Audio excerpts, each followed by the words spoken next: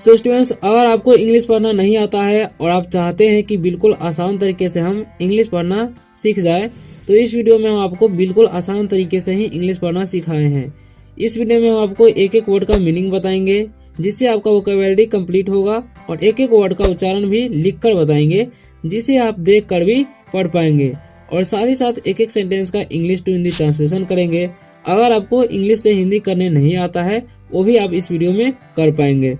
So students, ऐसा अगर आप लोग मेरे साथ रोज करेंगे तो आप देखेंगे कि आपको कुछ ही दिनों में इंग्लिश पढ़ना आने लगा है और आप आसानी से इंग्लिश पढ़ना भी सीख रहे हैं। सो स्टूडेंट्स, अगर आप लोग वीडियो पर नए आए हो तो वीडियो को लाइक कर दीजिए और चैनल को सब्सक्राइब अवश्य कर लीजिए, ताकि आप इसी तरह से इंग्लिश पढ़ना सीख सके। अगर कोई डाउट होता है वीडियो में तो आप कमेंट करके पूछ सकते हैं। तो चलिए वीडियो को स्टार्ट करते हैं। यहाँ पर लिखा हुआ है the ends and the grasshopper. ठीक है, तो इसे पढ़ना कैसे है, किस तरीके से पढ़ना है, वो हम आपको बताते हैं। सो स्टूडेंट्स, पहला जो हमारा है, मतलब इस टॉपिक जो हमारा है वो है, इसे पढ़ते हैं हम लोग द। इसे दे या थे नहीं पढ़ना है, ठीक है। ANTS है, ठीक है। तो AN जब साथ में रहता है तो ए का उच्चारण ए हो जाता है, एन से क्या हो जाएगा न, और टी का हो जाएगा ट, और एस का स। तो एंड्स पढ़ेंगे किसे हम, एंड्स, ठीक है।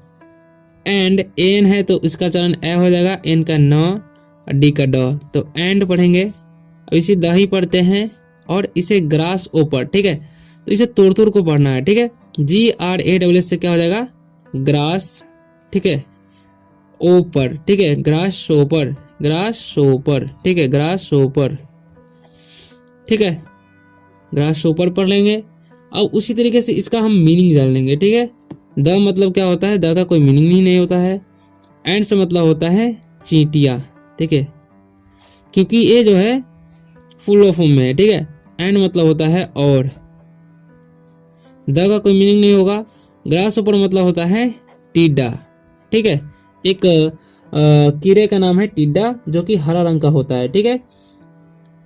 तो the ends and the grass ऊपर यानी कि चींटी, चींटियां और टिड्डा, ठीक है। तो पहला सेंटेंस हम पढ़ेंगे, आपको भी मेरे साथ पढ़ते रहना है, ठीक है। यहाँ पर लिखा हुआ है ए, तो ए अकेला रहता है तो उसका चलन ए ही होता है, ठीक है। यहाँ पर लिखा हुआ है FAMILY, ठीक है। तो हम एफ से क्या होता है फ, और ए का चलन यहाँ पर हो जाएगा आई, मतलब ए हो जाएगा। एम से हो जाएगा म, और आई का ई, और एल का ल, और वाई का ई, तो फैमिली, इसे पढ़ेंगे हम फैमिली, ठीक है। ऑफ, OF यानी कि 2 लेटर का साथ रहता है ओ, तो उसका चलन ओ हो जाता है, ऑफ एंड्स, ठीक है। वॉच ड्राइंग, ठीक है, DRY से क्या हो जाएगा ड्राई, और ING है तो इंग, तो ड्राइंग, ठीक है। क्या पढ़ेंगे हम, ड्राइंग। आउट, OU तो यानी कि OU का जो उच्चारण है आउ हो रहा है, टी का ट, तो आउट। द ग्रेन, ठीक है, GRAIN से यानी कि GR का हो जाएगा ग्र, और AI साथ में रहता है तो ए का उच्चारण ए हो जाता है, एन से न, तक पढ़ेंगे हम ग्रेन। दे, इसे पढ़ेंगे हम लोग दे, थे नहीं पढ़ना है, ठीक है। और हैड, HAD हैड, एच का उच्चारण ह, और ए का उच्चारण ए हो जाएगा, डी का ड, क्योंकि 3 लेटर का वर्ड बीच में ए रहता है तो उसके साथ ए का उच्चारण ए हो जाता है, ठीक है। ST हो जाएगा तो स्टा, ओ का उच्चारण ओ हो जाएगा, RED तो स्टोर्ड, ठीक है, स्टोर्ड, ठीक है। ड्यूरिंग, इसे पढ़ेंगे हम ड्यू रिंग, ठीक है, RING से रिंग, DU का उच्चारण यानी कि यू का उच्चारण यू हो रहा है, ठीक है। द, इसे पढ़ेंगे हम समर, सुमर नहीं पढ़ना है, एस का उच्चारण स, यू का उच्चारण अ हो रहा है, ठीक है। तो समर इसे पढ़ते हैं, सुमर नहीं, ठीक है। अब हम इन सभी का मीनिंग जान लेंगे। तो यहाँ पे लिखा हुआ है ए का मतलब होता है एक, फैमिली मतलब होता है परिवार, ठीक है, और ऑफ मतलब होता है का, एंड से मतलब होता है चींटिया, क्योंकि ये पुल्लो फॉर्म में है, ठीक है। वॉज मतलब होता है था, और ड्राइंग मतलब होता है ड्राइंग आउट, मतलब सुखाना, ठीक है। क्या होता है, सुखाना, ठीक है। द का कोई मीनिंग नहीं होगा। और ग्रेन मतलब होता है अनाज, ठीक है। दे मतलब वे लोग, ठीक है।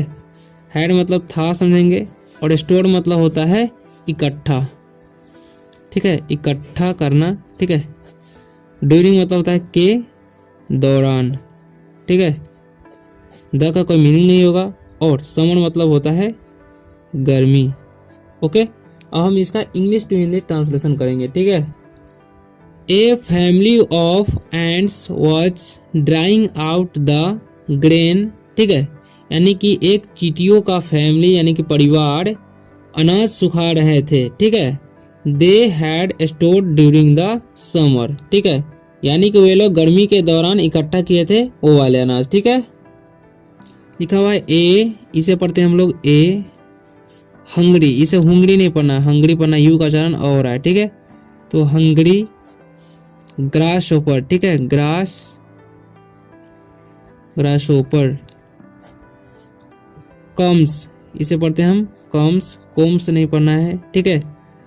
टू, इसे टू पढ़ना है, टू नहीं। देम एंड आस्क्स, ठीक है, आस्क्स।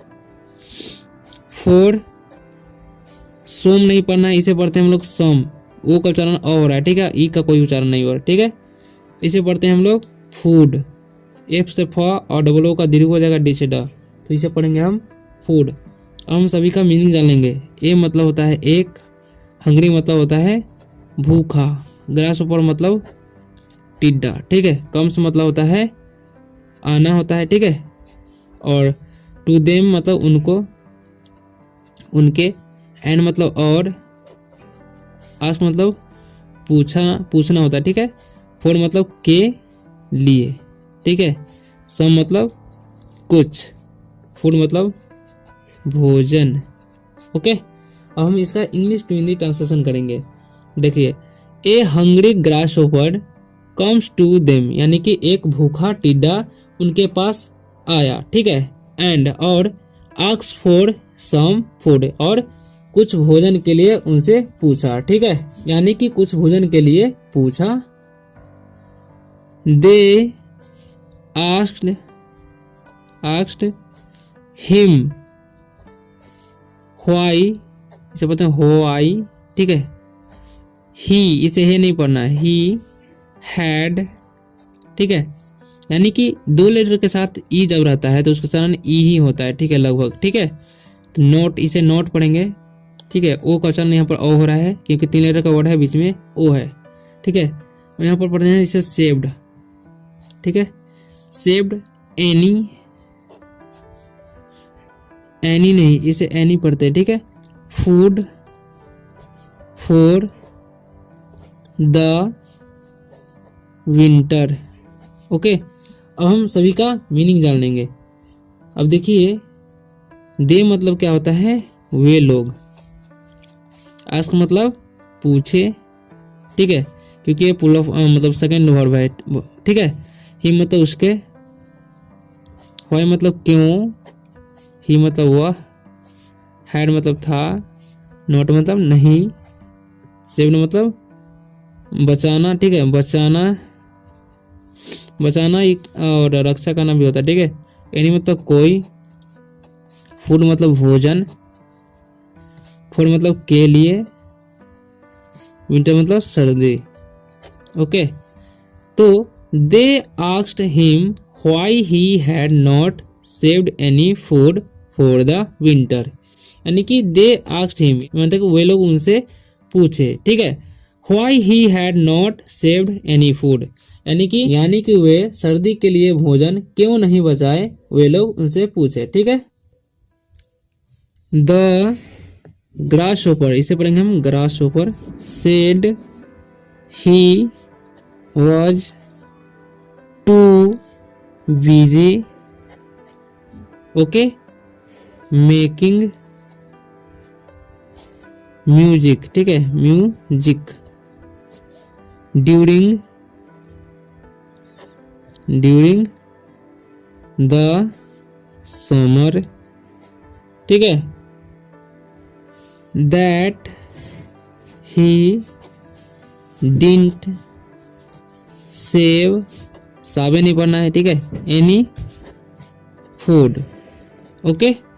अब इन सभी का मीनिंग जान लेंगे। द का कोई मीनिंग नहीं होता है, ग्रासहोपर मतलब, इन सभी का द का कोई मीनिंग नहीं होता है। ग्रासहोपर मतलब होता है टिड्डा, शेर मतलब कहा क्योंकि वर्ब का दूसरा रूप है, ही मतलब वह, वही मतलब था, टू मतलब होता है भी, बिजी मतलब व्यस्त, ठीक है। देखिए, मेकिंग मतलब होता है बनाना, ING तो बना रहा, समझेंगे, रहा था, रही थी। म्यूजिक मतलब होता है संगीत, ठीक है। ड्यूरिंग मतलब के दौरान। द का मीनिंग होता है समर मतलब गर्मी, ओके। दैट मतलब होता है कि, वह भी होता है, और की भी समझेंगे। ही मतलब वो होता है। नीड मतलब नहीं। से मतलब बचाना, ठीक है, बचाना, रखना। एनी मतलब कोई।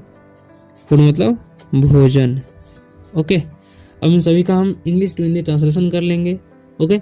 The grasshopper said he was too busy, यानी कि टिड्डे ने कहा, द ग्रासहोपर सेड यानी कि टिड्डे ने कहा, ही was too busy making music during the summer, यानी कि वह भी गर्मियों के दौरान संगीत बनाने में व्यस्त था।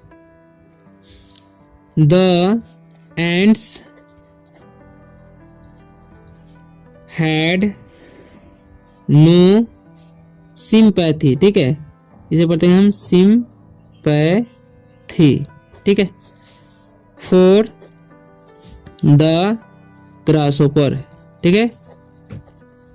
अब इन सभी का मीनिंग जान लेते हैं, ठीक है। अब इसका मीनिंग जान लेंगे। द का मीनिंग नहीं होता है, एंड्स मतलब होता है चींटियां, ठीक है, और हैड मतलब था, नो मतलब नहीं, सिंपैथी मतलब सहानुभूति, ठीक है, फॉर मतलब के लिए, द का मीनिंग होता है ग्रासहोपर मतलब टिड्डा, ठीक है। The ants had no sympathy for the grasshopper, यानी कि टिड्डा के लिए चींटियों के पास कोई सहानुभूति नहीं थी। And went back to work, ठीक है। एंड मतलब होता है और, वेंट मतलब गए, ठीक है, क्योंकि वर्ब का दूसरा रूप है। बैक मतलब पीछे या वापस, ठीक है। टू वर्क मतलब काम करने के लिए, ठीक है, काम करने, ठीक है। And went back to work यानी कि और काम करने के लिए चले गए, ठीक है। Can you guess the ant and grasshopper story moral, ठीक है। अब यहाँ पर बोल रहा है कैन यू मतलब, कैन मतलब होता है सकना, यू मतलब आप, गेस मतलब अनुमान, द का मीनिंग होता है एंड मतलब चींटी, एंड मतलब और, ग्रासहोपर मतलब टिड्डा, स्टोरी मतलब कहानी, मॉरल मतलब सार, ठीक है। Can you guess the ant and grasshopper story moral, यानी कि क्या आप चींटियां और टिड्डा के कहानी का सार बता सकते हैं, यानी कि अनुमान लगा सकते हैं, ठीक है। स्टूडेंट्स, आशा करता हूं कि आप लोगों को वीडियो अच्छा लगा होगा। अगर वीडियो अच्छा लगा तो वीडियो को लाइक कर दीजिए और चैनल को भी सब्सक्राइब कर लीजिए, ताकि आपको आगे आने वाली वीडियो मिल सके और आप आसानी से इंग्लिश